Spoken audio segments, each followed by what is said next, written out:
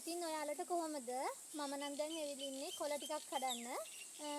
දැන් නම් හවස් වෙලා. හෙට උදේට කොළ කැඳක් බොන්න දැන් කොළ කඩන්න තමයි මම හදන්නේ. ඉතින් ඔයාලත් එන්න.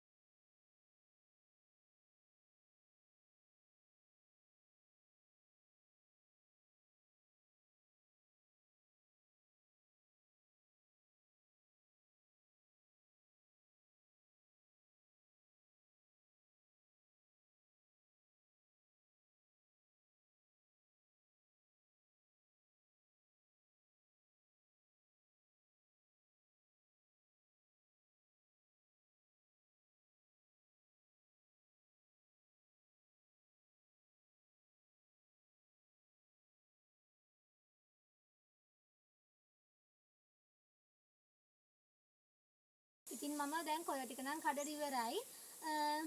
මුගුණු වැන ටිකක් තියෙනවා. ඒ ටිකට පැෂන් දළු ටිකක් කඩාගත්තා, කරපිංච කඩාගත්තා. තව peer දළු ටිකක් කඩාගත්තා. ඔන්න ඔය ටික තමයි ගොඩක් කොළ වර්ග නෑ 4-5යි තියෙන්නේ. ඉතින් ඒ ටික දැන් හොඳට සෝදලා කොටා ගන්න ඕන. කොළ ටික කොටලා ඉවර වෙලා ඒ යුෂ ටික ෆ්‍රිජ් එකට දාගන්න ඕන.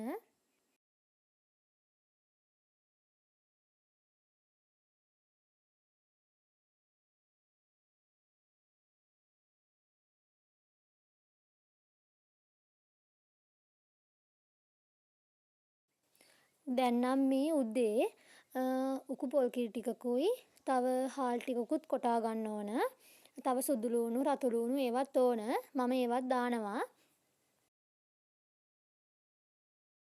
ඉතින් ඊට පස්සේ රතු ලූණුයි සුදු ලූණුයි අර කොටාගත්ත හාල් ටිකයි ඒ ටිකට වතුර ටිකක් දාලා ලිපේ තියාගත්තා.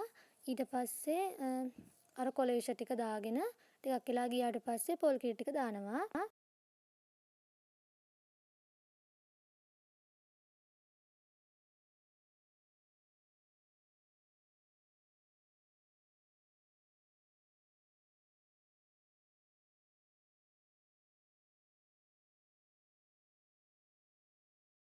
ඉතින් දැන් නම් කොළ කැඳ එක හදලා ඉවරයි. උදෙන්ම කොළ කැඳ එක හැදුවා. ඉතින් දැන් බොන්න තමයි තියෙන්නේ.